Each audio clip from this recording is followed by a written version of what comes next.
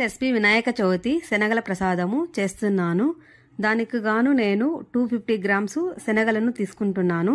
శనగలను over night అంటే రాత్రిపూట నానబెట్టుకోవాలి. అంత టైం లేదు అనుకున్నప్పుడు కనీసము 4 లేదా 5 గంటల సేపు నానబెట్టుకుంటే మనకు శనగల ప్రసాదము చాలా బాగా వస్తుంది. ఎందుకంటే గింజలు బాగా నానాలి. కుక్కర్లోకి అన్నీ ఇలా గింజలన్నీ వేసుకోవాలి.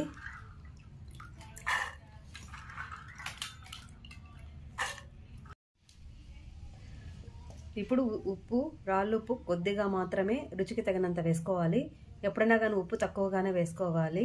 ఎక్కువ వేసుకుంటే మళ్ళీ ఉప్పు రోసులాగా అవుతుంది. తగినంత వేసుకోండి. తగినంత వాటరు చూడండి, ఇలా ఇంత వాటర్ ఉంటే సరిపోతుంది. ఫ్రెండ్స్, నేను రాత్రి నానబెట్టినాను కాబట్టి శనగల్ని 3 విజిల్ పెట్టుకుంటే చాలు. అదే 4 గంటల సేపు నానబెట్టుకున్నాం అనుకోండి, అప్పుడు మాత్రం ఒక 4 విజిల్ రావాలి. ప్రెషర్ కుక్కర్లోనే పెట్టుకోవాలి. అదే మామూలుగా ఉడికించుకున్నామంటే టైం ఎక్కువ పడుతుంది. కొబ్బరి అర్ధ చిప్ప తీసుకొని శనగలు తిరగవాతకి మనము తురుముకోవాలి. స్టవ్ ఆన్ చేసి పాన్ పెట్టుకొని 5 టేబుల్ స్పూన్లు ఆయిల్ వేసుకున్నాను. తర్వాత ఆవాలు కొద్దిగా 1 టేబుల్ స్పూన్ తీసుకుంటున్నాను. శనగబేడలు 1 టేబుల్ స్పూన్, ఉద్దిపప్పు 1/2 టేబుల్ స్పూన్ వేసుకొని కొద్దిసేపు ఫ్రై చేసుకోవాలి. గోల్డెన్ కలర్ వచ్చే వరకు ఫ్రై చేసుకోవాలి. ఫ్లేమ్ మీడియం ఫ్లేమ్లో పెట్టుకోవాలి.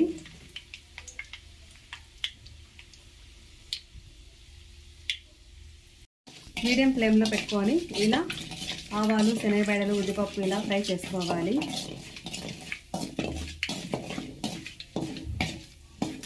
ఇలా కొద్దిగా ఫ్రై అయిన తర్వాత పచ్చిమిరపకాయలను చూడండి, నిలువుగా చీల్చుకున్నాను.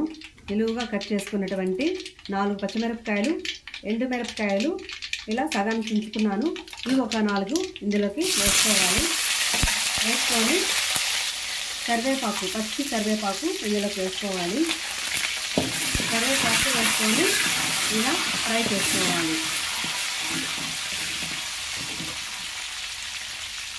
ఇప్పుడు పసుపు కొద్దిగానే వేసుకోవాలి. ఎక్కువ వేసుకుంటే చేదు అవుతుంది. కొద్దిగా పసుపు వేసుకొని ఇలా ఫ్రై చేసుకోవాలి. ఇప్పుడు అప్పుడే గింజల్లోకి శనగలకు ఇది ఉప్పు వేసాం కదా, ఇప్పుడు కొంచెం ఉప్పు 1/2 టేబుల్ స్పూన్ ఉప్పు వేసుకోవాలి. ఉప్పు వేసుకున్న తర్వాత కూడా మనము అంతా ఇలా కలయబెట్టుకోవాలి.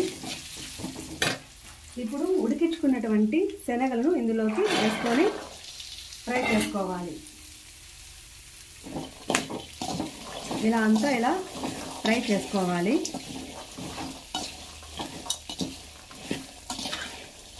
కొద్దిసేపు ఊరికే అంతే ఫ్రై చేసుకొని ఇప్పుడు పచ్చి కొబ్బరి తురుముకున్నాం కదా, ఈ పచ్చి కొబ్బరిని ఇందులోకి వేసుకోవాలి. అర్ధ చిప్ప తురుముకున్నాను. ఆ పచ్చి కొబ్బరి అంతా ఇలా వేసుకోవాలి. ఇలా వేసుకొని మనము పచ్చి కొబ్బరి వేసుకున్న తర్వాత మనమంతా ఇలా కలయదిప్పుకునేసి స్టవ్ ఆఫ్ చేసుకోవాలి. పచ్చి కొబ్బరి అంతా ఇలా కలయదిప్పుకునేస్తే శనగల ప్రసాదము రెడీ అయిపోతుంది. ఫ్రెండ్స్, పచ్చి కొబ్బరి వేస్తే శనగలు చాలా రుచిగా ఉంటాయి. పచ్చి కొబ్బరి ఖచ్చితంగా అందరూ వేసుకుంటేనే బాగుంటుంది. శనగల ప్రసాదానికి పచ్చి కొబ్బరి తప్పనిసరిగా ఉండాలి. ఇప్పుడు స్టవ్ ఆఫ్ చేసుకుంటే శనగల ప్రసాదము రెడీ. ఫ్రెండ్స్, ఈ శనగల ప్రసాదాన్ని వినాయక చవితి రోజు వినాయకునికి నైవేద్యంగా పెట్టవచ్చును. అంతేకాదు వరలక్ష్మి పూజకి, నవరాత్రులు వస్తాయి కదా, దుర్గామాతకి, అమ్మవారికి ప్రతి మంగళవారం, శుక్రవారం కూడా ఈ శనగల ప్రసాదాన్ని మనం నైవేద్యంగా పెట్టవచ్చును. అంతేకాదండి, ఈ శనగల వల్ల మనకు ప్రోటీన్ కూడా బాగా లభిస్తుంది ఈ శనగల్లో. అందువల్ల ఇది పౌష్టికాహారము కాబట్టి మనం అందరూ తప్పకుండా ట్రై చేయాలి. మీరందరూ తప్పకుండా ట్రై చేయండి. ఈ వీడియో మీకు నచ్చినట్లయితే ఒక లైక్ చేయండి. ఫ్రెండ్స్ అండ్ రిలేటివ్స్కి షేర్ చేయండి.